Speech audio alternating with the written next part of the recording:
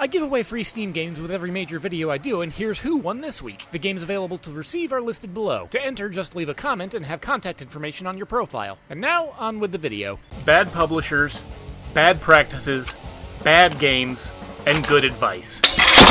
Cutting words. It's been a hot minute since I did one of these. Don't get me wrong, I have games I could review right now like XCOM Enemy Unknown or Unicorn Overlord, but I've had these concerns banging around my head rather vigorously as of late, so if anything else, this video is an open declaration of my concerns based off observations of gaming and the current state of its physical media. Before we get underway, let it be known that this video is going to be more of a loose coalition of my thoughts rather than a heavily curated essay or think piece. At least that's the intention. Anyone that knows me can tell you I have a proclivity towards being a scatterbrained idiot. Let's start with one particular concern I had for a brief window regarding Starfield. Yeah, I was playing it on and off, and I've ultimately put out my video regarding that, but I tracked down my physical copy around the time of speculation pertaining to Xbox bringing Game Pass to PlayStation and other things circulating around the rumor mill. Turns out a bunch of that turned out to be a fat load of lies after the Xbox press conference took place, but it wasn't aided by the fact that Walmart was apparently offloading all of their physical Starfield copies by putting them on clearance or just flat out disposing of them. At that point, I thought, oh crap, it's finally happening. The moment when one of the big console makers and some game developers decide to make the bold move against the notion of ownership and divorce their games from physical media going forward, much to the chagrin of people like myself who still like to collect and maintain discs and cartridges. Indeed, that seems to be partially the case as time goes by. Hellblade 2, a game I'm somewhat looking forward to, has confirmed that they'll only be doing a digital release. Alan Wake 2 is digital only, and for PC has been locked to the Epic storefront. Of a side note, I'm going to devote a brief window of attention to specifically saying Epic, but that's for entirely unrelated reasons. Now, I'm not above buying digitally only games. Hell, my Steam library and abundant supply of Steam codes for my giveaways should be somewhat of an illustration of that point. Console downloads, I'm somewhat more averse to. PC has long been established as a digital distribution platform for a while now, and even in the instance where you're going to go for older PC games that do contain data on discs, most PCs don't come with a built-in CD or DVD drive anymore. Unfortunately, even in my sparse PC library, there are games that aren't digitally distributed anymore, and thus aren't supported by many of the modern platforms, and getting those to run can be a tangled nightmare of setting adjustments and compatibility issues. Hell, I'm still of the opinion that an old My Little Pony game killed my last computer, but let's backtrack a second and briefly focus on what I was saying about consoles. As I said, consoles I'm somewhat averse to digitally, but that could be due to a long-established mental association I have with consoles, physical games, and their ease of use. Up to and even part of the way through the Nintendo Wii, PlayStation 3, and Xbox 360 generation, console games were as easy as you put the disc in, and you play the game within moments. Installation files and sizes were minimal if required at all, and day one patches were something of a rarity. These days, well, let's go with one of the worst examples I can find in my collection. Alright, we're here at the home menu of my Xbox. We got my illustration right here. We have my assistant Bill on standby. Disc go in Xbox. See what happens when we try and resume all. 253 gigabytes of data. Holy f***. Yeah, as can be illustrated here, discs can often serve as little more than a piece of code or a token to initiate a download. Now, to play devil's advocate, I can see this making a certain degree of sense. As just shown, some games can take inordinate amounts of storage space, while a standard Blu-ray disc can only hold about 25 gigs of data. You can push that limit with multi-layer discs, but you see my point. On the other hand, flash memory is continually expanding and getting cheaper. Nintendo may have been smarter going back to cartridges, but then again, they also don't endeavor to be a media hub. Xbox and PlayStation, with their disc drives, still endeavor to be the centerpiece of entertainment centers. Nintendo, by comparison, seems to have no desire to be the center of attention. Just a games console, but I'm getting sidetracked.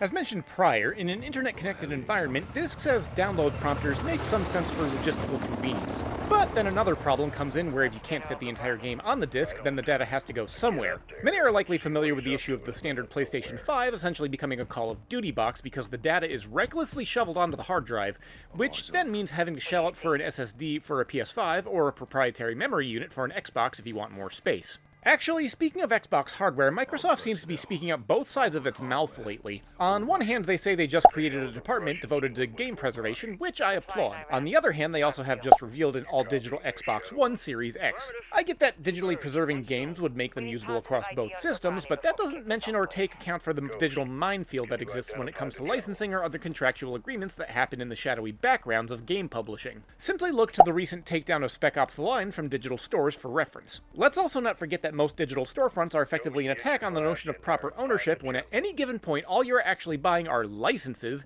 that grant access to software, so there's no guarantee that the license can't be revoked.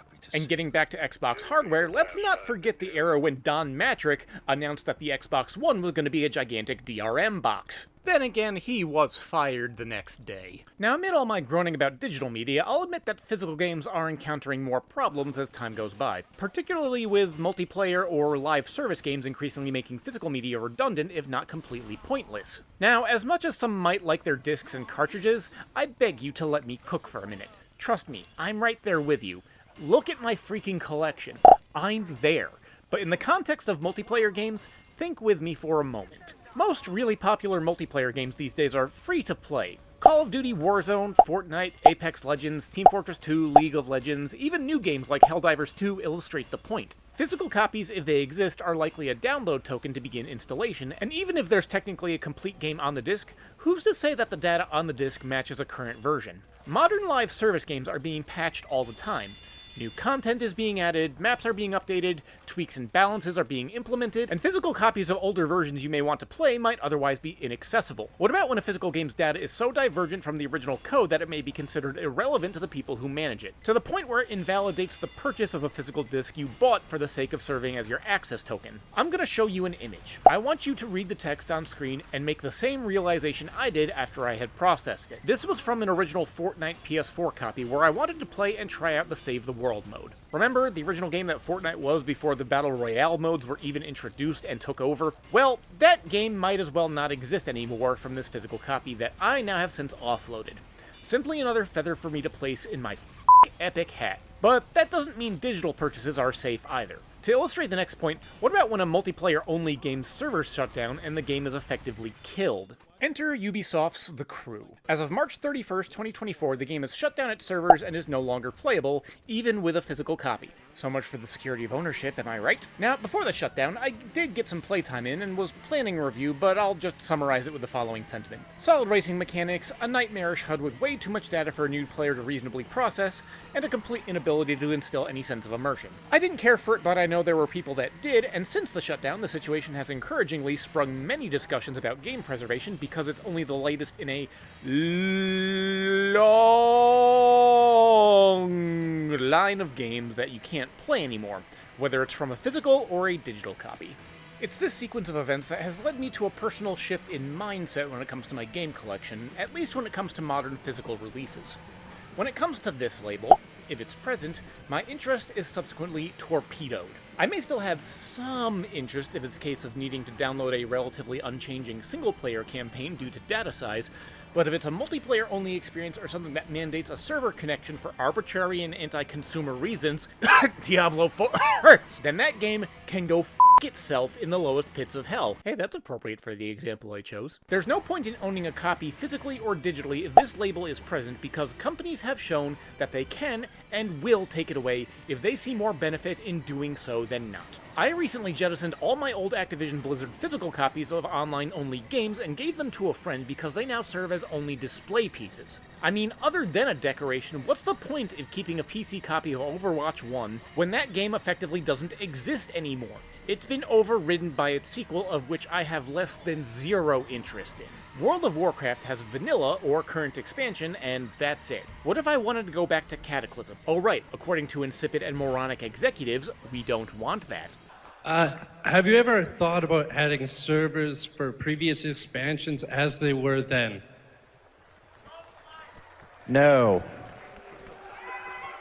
And by the way, you don't want to do that either. You think you do, but you don't. If I may say something based off of observation as an average consumer, we are at war. Companies are continually trying to reinforce that notion that we don't want physical copies. Reports come out that stores are reducing their physical media inventories, if not entirely phasing them out. My local Target is abysmal at maintaining their gaming shelves and displays.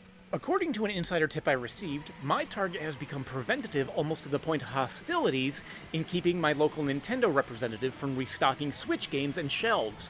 We are being bombarded with messages that physical media is obsolete, that we don't need it, and that we should sacrifice control for convenience. On the counterpoint, though, consumers are a righteously stubborn bunch. I say righteously stubborn because it's extraordinarily rare for a company to do something out of altruism or goodwill. They need to benefit from it, and whether they want to save shelf space, inventory management, or staffing needed to manage all that, stores seem happy to go along with it at the sacrifice of consumer options, but consumers don't like losing options. The fact that alternative distributors are seemingly thriving right now shows that consumers still want the option of physical media, despite all the moaning and decrying of the modern state of games I've been doing. Limited runs, super rare games, even Larian Studios putting out their own physical copies of Baldur's Gate 3 entirely on the discs you buy shows that there is still demand. It may not be as strong as it was, but you take away the option, and in the very least, you'll need to hire a linguistically masterful community manager if you get my drift. Of course, that's with the understanding that some companies really don't seem to care if they piss off their communities because they know they're just going to throw the money at them later down the line anyways. And do I care way too much about this? I mean, paying attention to it long enough, it's really hard to not get cynical about it, and I don't know anymore.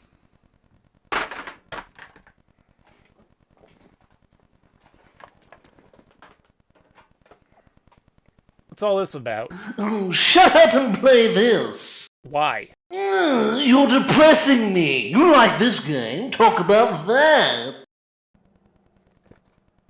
Okay.